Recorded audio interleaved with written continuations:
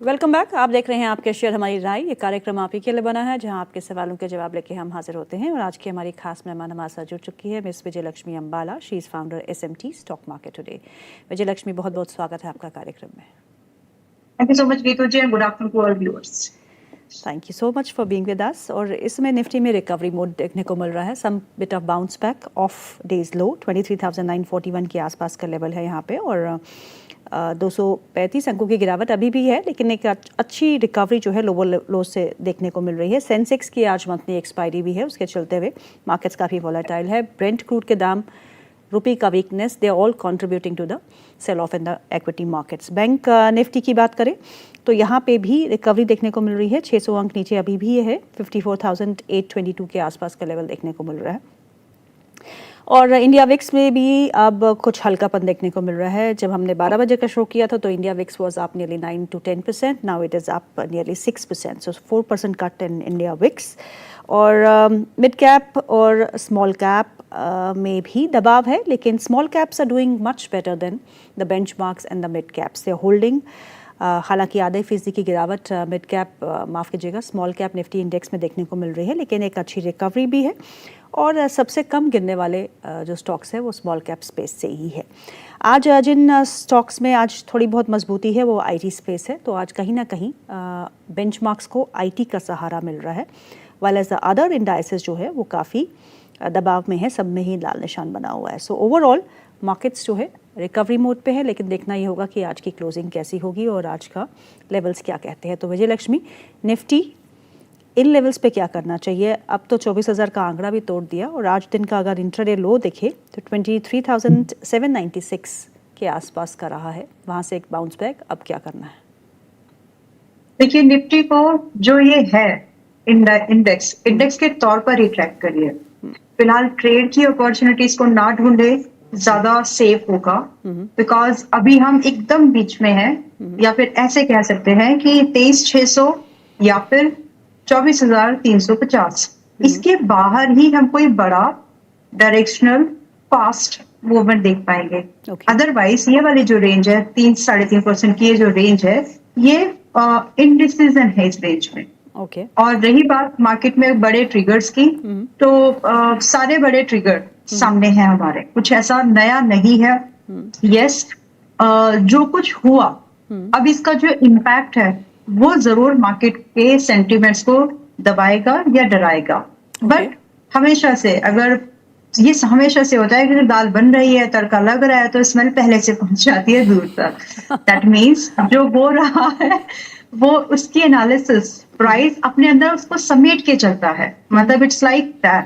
तो कुछ नया होगा तो देखा जाएगा, बाकी कुछ नया फिलहाल नहीं है जो मार्केट के लिए सरप्राइज बचा हुआ है। तो बड़े ट्रिगर पॉइंट्स सिर्फ सरप्राइज के कुछ होते हैं। हम पहले भी 2-4 बात कर चुके हैं इसके बारे में कि क्या कंडीशन बनेगी कि हम गिर जाए बहुत सारा। तो फिलहाल जो भी कुछ है इट्स नोन टू मार्केट। आपको एज एन इन्वेस्टर आपको सबको मालूम है कि जितना ज्यादा ये क्रूड वाला या फिर स्ट्रेट ऑफ हॉर्मोज जितने दिन तक बंद रहेगी, उतनी ही ज्यादा इन्फ्लेशन का टू द पॉइंट, अगर इसमें उसमें इस सेक्टर में इन सब का जो निचोड़ आने वाला है, जो एक फाइनल आउटकम होगा कि इन्फ्लेशन बहुत सोर कर सकती है, बहुत ज्यादा ज्यादा बढ़ सकती है। अल्टीमेटली इससे बहुत सारी चीजें इम्पैक्ट होती है। तो ये भी चीज मार्केट को पता है। बस बता क्या नहीं है मार्केट को कि इस पर्टिकुलर कंडीशन में क्या न्यूक्लियर वॉर हो जाएगी, ये मार्केट को नहीं पता। दूसरा चीज कंडीशन, क्या इंडिया या चाइना या रशिया, इनमें से कोई एक कंट्री मिलिट्री इन्वॉल्वमेंट इस स्ट्रेट ऑफ हॉर्मोज को खुलवाने के लिए करने वाली है, ये भी मार्केट को नहीं पता। अगर इनमें से कोई भी एक कंडीशन ट्रिगर होती है तो फर्दर कोई डिक्लाइन की बात है, अदरवाइज नहीं। या तो हम थोड़े से साइडवेज, जो कि रेंज अभी हम लोग ने डिस्कस किए हैं, या फिर ऊपर जाएंगे। जस्ट पॉजिटिव ट्रिगर चाहिए, जिसकी अभी फिलहाल कमी है मार्केट में, इतना हम जरूर बोल सकते हैं। सो कुछ उत्साह जैसा कुछ मिल नहीं रहा है। जो फेड चेयरपर्सन है उन्होंने भी बोला है कि inflation is going to be something very serious ahead, और इसका इम्पैक्ट हम तो फिर भी एक बार को बर्दाश्त कर लेंगे, लेकिन जो छोटी कंट्रीज हैं जो बहुत ज्यादा डिपेंडेंट हैं, छोटे साइज में हैं, छोटी इकोनॉमीज हैं, उनके लिए प्रॉब्लम जरूर होगी। मैं यहाँ पर कुछ बात कर रही हूँ श्रीलंका, मतलब अपनी साइड की अगर बात करें, भूटान, श्रीलंका या और भी जो छोटी छोटी कंपनीज है, युगांडा हो गया, इन कंट्रीज के लिए ये प्रॉब्लम जरूर बनने वाली है।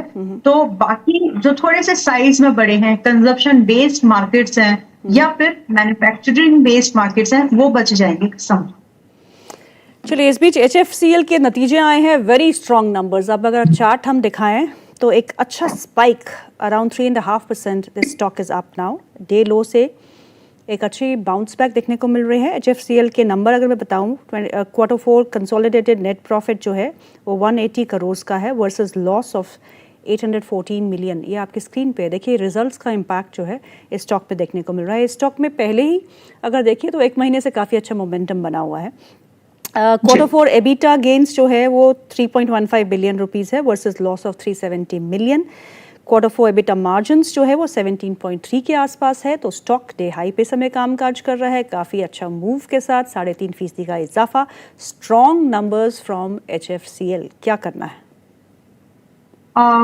गीतू जी, ये स्टॉक 62, 73, 80 इन प्राइजेस पर मैंने एंट्री दी है।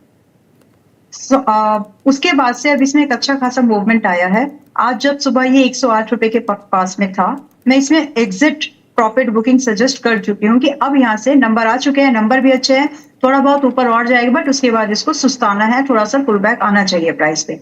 सो to be on safer side, हमको यहाँ पर लगभग ranging from 40 and up to 55% का ये जो गेन है, उसको सिक्योर करने में मेरा ज्यादा इंटरेस्ट है। एंड HFCL काइंड ऑफ, शायद आपके पास भी, मुझे या तो आई डोंट रिकॉल, मुझे याद नहीं है कि आपके प्लेटफॉर्म पर रिकमेंड किया या नहीं, बट अगर किया है तो आप लोग आज तो प्रॉफिट बुक कर लीजिए। दोबारा एंट्रीज का जब मौके मिलेंगे तो कर लेंगे। ध्यान रखें, जो भी नंबर्स हैं, इस नंबर के सहारे ये 10% तक और चढ़ सकता है, इससे ज्यादा की गुंजाइश एक ही रफ्तार में रहती नहीं है। तो जब पुल बैक आएगा रेंजिंग फ्रॉम 100 to 90, तब दोबारा एंट्री के बारे में सोचेंगे, बिकॉज नंबर्स जो अभी अच्छे हैं ये आने वाले क्वार्टर में भी अच्छे होंगे, बट अभी एक हेल्दी एंट्री चाहिए, जो कि ये तो नहीं है। तो यहाँ प्रॉफिट बुक करके जाओ, कोई दिक्कत नहीं है।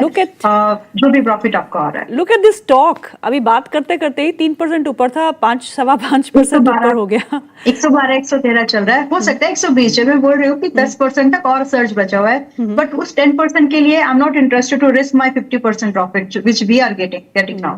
मतलब जो लोग देख रहे हैं, या फिर आप दूसरा तरीका यूज करें, क्योंकि इसमें जब जाना ही इसको 120 अभी और है एटलीस्ट, तो आप 100 का ट्रेलिंग तो लगा लीजिए कम से कम। बट इसका मतलब ये नहीं है कि फ्रेश एंट्री कर ली। फ्रेश एंट्री के लिए कुछ दूसरा ढूंढेंगे जिसमें रिस्क कम। KPR मिल देख लीजिए, मतलब लेट्स कंप्लीट, अधूरा नहीं छोड़ते। KPR मिल इज समथिंग जो अभी भी हम बाय करके जा सकते हैं, बहुत ही ठीक ठाक प्राइस पर है। एंड अपसाइड, अभी दिन का अगर आप हाई देखेंगे तो दिन के हाई की तरफ ही है, बट 0.25% से भी ज्यादा ऊपर नहीं गया अभी। So KPR mill is like 934 as of now. इसको बाय कर सकते हैं 870 के स्टॉप लॉस पर, 990 एंड 1040 के टारगेट के लिए। This is kind of safe bet. मेरे प्रोड्यूसर्स को मिल नहीं रहा है, KPR मिल्स दिया है अभी। KPR मिल्स के स्टॉक को दिखाइएगा, ये बाय दे रही हैं। एक बार आप रिपीट करेंगे, what are the targets? 990, 1040, stop loss is 870। Day high पे स्टॉक कामकाज कर रहा है, करीब 1% का इजाफा देखने को मिल रहा है। 934 के आसपास का लेवल इस समय है। KPR मिल्स बाय फ्रॉम विजय लक्ष्मी। चलिए, अब हम सवाल जवाब का सिलसिला शुरू करते हैं। पहले इसका जो सवाल है वो श्वेता जी का है। वो पूछती हैं, बैंक ऑफ इंडिया उनके पास है, 148 रुपये में लिया है उन्होंने, और लैंडमार्क कार्स है उनके पास 428 के भाव पे लिया है, और ICICI बैंक भी है उनके पास जो उन्होंने 1340 के भाव पे लिया है। Please suggest if I can average today in the stocks. इन तीनों ही स्टॉक्स में एवरेज की सलाह मांग रही हैं आपसे। मुझे ICICI बैंक समझ में आया, उसके बाद दो स्टॉक्स आप प्लीज और बता देंगे एक बार। आपने ICICI बैंक, यस, और bank of India and okay. Landmark Cars. Landmark LANDMARK।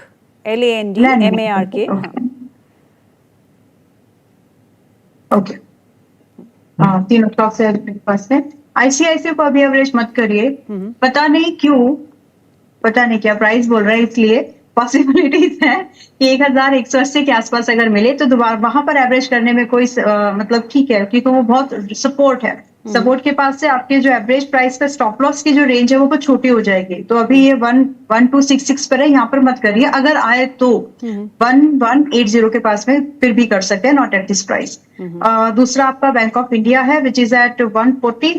No, banking stocks में थोड़ा सा रुककर कामकाज करने की जरूरत है। थोड़ा रुक जाए, थोड़ा सा रुक जाए, या फिर बहुत ही सिलेक्टिव हो जाए। इसमें भी अभी एंट्री नहीं, एवरेज नहीं करना है।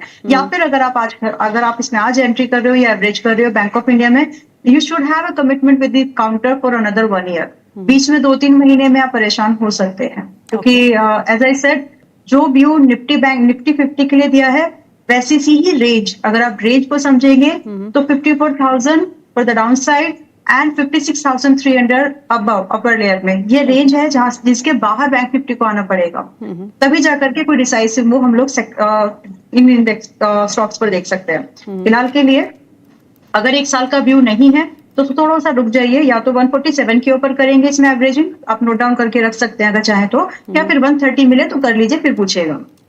एंड दूसरा आपका स्टॉक है Landmark which is at 400 right now. तो यहाँ आप चाहें तो एवरेजिंग करके चल सकते हैं। आपका स्टॉप लॉस फिर भी आई डोंट नो आप मेंटेन करेंगे कि नहीं, but ideally you should maintain your stop loss at 340।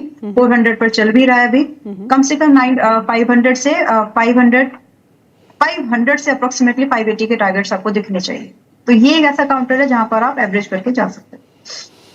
चलिए अगला सवाल ले लेते हैं। अगला सवाल जो है वो है हाईटेक पाइप्स पे, और ये है शाकिर मुनव्वर का। शाकिर मुनव्वर पूछते हैं, हाईटेक पाइप्स के बारे में बताइए, इस स्टॉक पे क्या करना चाहिए? बाय, और अभी है 90.57, स्टॉप लॉस 78। 78 की जरूरत नहीं है, 80 टारगेट्स 102 एंड 120। स्विंग ट्रेड के लिए बाय कर सकते हैं। स्विंग ट्रेड के लिए आप बाय कर सकते हैं शाकिर उसे। शाकिर का एक और सवाल है, कहते हैं आरईसी कितने पे बाय करना है?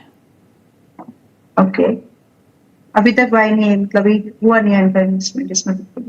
एनीवेज, ठीक है।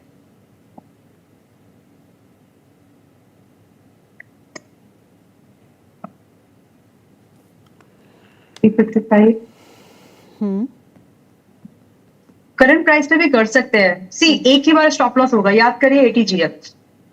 एक बार स्टॉप लॉस होगा तो हो सकता है इसके बाद वापस से, this is the second attempt, movement के सेकंड अटेम्प्ट में अमूमन स्टॉप लॉस होता है, लेकिन छोटा ही होता है। और उसके बाद दोबारा से प्राइस वहीं उसी पर्टिकुलर पॉइंट के आसपास से घूम जाता है। So when you understand this, तो एक स्टॉप लॉस आप ध्यान में रखें कि अभी 355 पर चल रहा है, बाय की जा सकती है। 330 रुपए का होगा स्टॉप लॉस। और अगर ये स्टॉप, पहले टारगेट सुन लेते हैं, तो 355 पर बाय करने के बाद your target gonna start ranging from 410 से लेकर के अप टू 500। अच्छे बड़े टारगेट्स की मैं बात कर रही हूँ आपसे। Now maintain your stop loss at 330। अगर ये हिट हो जाए, 1 या 2 दिन का वेट करिएगा, दोबारा आपको रिकवरी मिल जाएगी। मतलब ऐसा ही चलता है जनरली, तो दोबारा आपको रिकवरी मिल जाएगी विद इन नेक्स्ट 2 और 3 डेज मैक्स। जब जिस दिन भी अगर 330 ट्रिगर हो जाता है, कोशिश करिए उसी रेंज के आसपास दोबारा एंट्री बना लीजिएगा, जो भी आपका रेंज प्राइस है, क्योंकि वो वीक हैंड्स की एग्जिट होती है। और कई बार मोमेंटम बनने से पहले कभी इसी तरह का सेटअप है, लेकिन कई बार अगर सेक्टर में मजबूती है तो स्टॉप लॉस नहीं आते। Now because it is from that particular industry जिस पर फोकस भी है अभी फिलहाल के लिए, इसलिए ये प्रोबेबिलिटी आपको प्ले करना चाहिए। तो 330 का स्टॉप लॉस रखिए, अगर ट्रिगर हो जाए तो दोबारा 1-2 दिन के बाद उसी प्राइस रेंज पर एंट्री बनाइएगा। एंड दैट केस आपका स्टॉप लॉस 310 का भी रखा, चल जाएगा, हिट नहीं होगा उसके बाद, बहुत कम चांसेस होते हैं उस सेटअप पर। बाकी टारगेट आपके 410 से 500 रुपए के।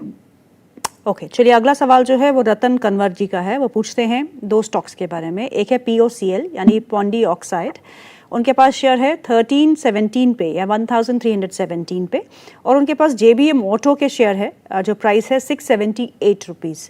दोनों पे क्या करना चाहिए? स्टॉप लॉस और टारगेट भी बता दीजिएगा।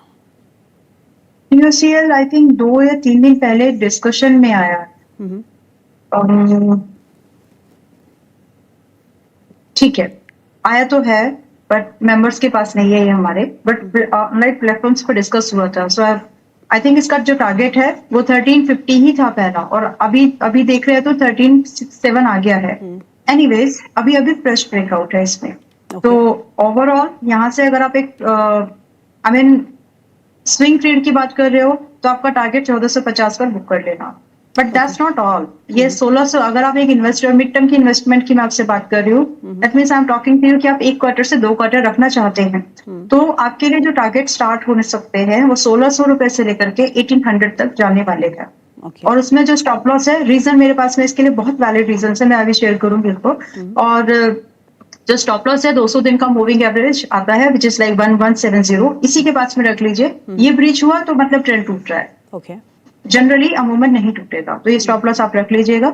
रही बात, ये रिसाइकलिंग बिजनेस में है and I mean all this odds in market में जो भी कुछ चल रहा है, this company still making profit. अब और इंडस्ट्री ऐसी है कि आगे भी प्रॉफिट बनाएगी है, तो year on year by over basis पे बढ़िया प्रॉफिट है, क्यू ऑन क्यू बेसिस पर उतनी ग्रोथ इस बार नहीं दिखी है, so we need to track 1 more quarter. इसीलिए 2 क्वार्टर का व्यू लेकर के जाइए, प्रॉफिट आने की प्रोबेबिलिटी काफी हाई। अंबाला जी, आपकी बात जो है वो स्टॉक सुन चुका है और डे हाई पे स्टॉक जो है वो काम कर चुका है। स्पाइक हमको इस स्टॉक में देखने को मिल रहा है, अब 4.25% ऊपर है, 1372 के आसपास का लेवल है। अब दूसरा स्टॉक है जेबीएम। एक्चुअली अच्छा काम, सेक्टर से महंगा जरूर है, but the price structure, industry and profitability, ये सब अभी की इस मार्केट में रेयर है एक साथ मिलना, ये मिल रहा है इस पे। चलिए, जेबीएम ऑटो क्या करना है, 678 का